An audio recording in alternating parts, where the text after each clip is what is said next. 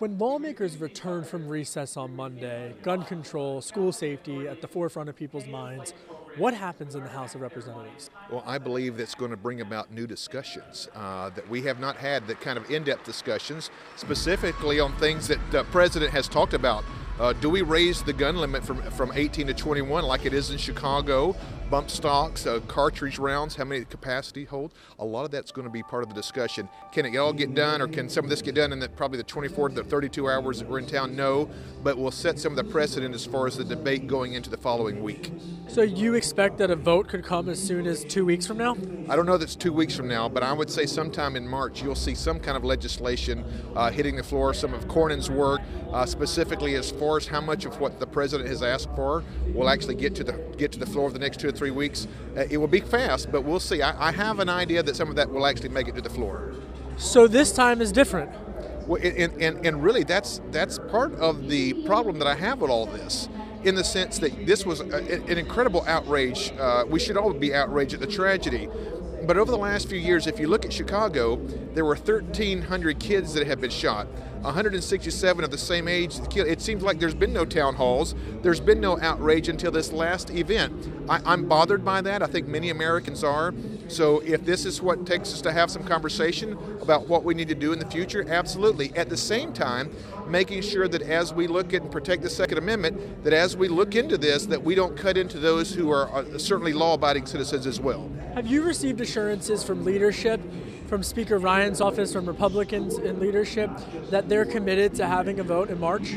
There has been no official word from the Speaker's office to say exactly the timeline of when we will have a vote. There's been some discussions and where we need to move from here.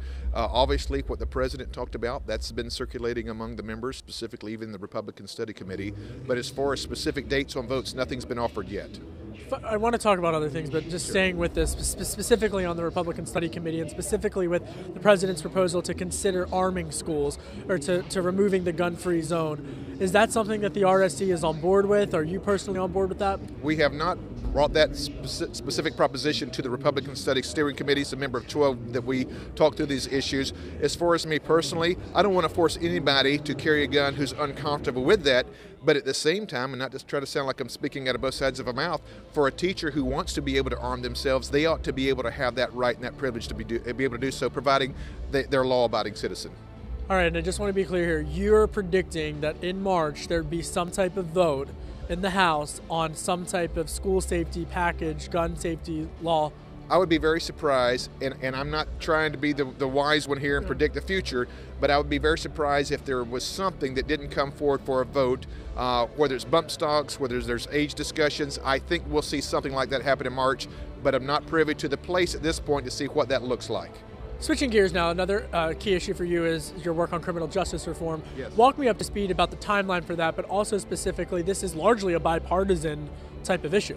Republicans need to start talking about criminal justice reform. It is hypocritical of conservatives to only talk about welfare reform without talking about criminal justice reform. Why?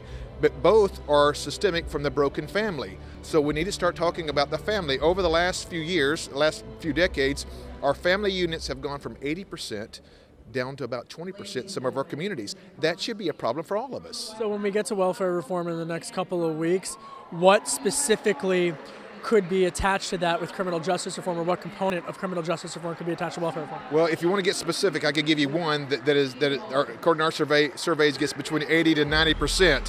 One of those issues are the 24 million Americans that are able-bodied adults, no disabilities, no dependents. Those are the people that we need to be transitioning back into the workforce.